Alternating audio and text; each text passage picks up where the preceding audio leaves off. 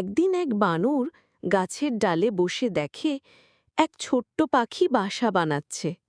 সে হেসে বলে, এইটুকু পাখি, এত খাটনি, আমি হলে বিশ্রাম নিতাম। পাখি বলে, তুমি বিশ্রাম নাও, আমি আমার বাড়ি বানাই।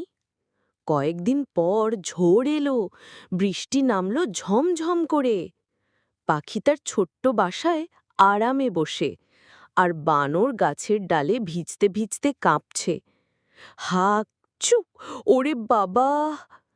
পাখি হেসে বলল, সময় থাকতেই ঘর বানাতে হয়, ভিজে গেলে আর লাভ নাই।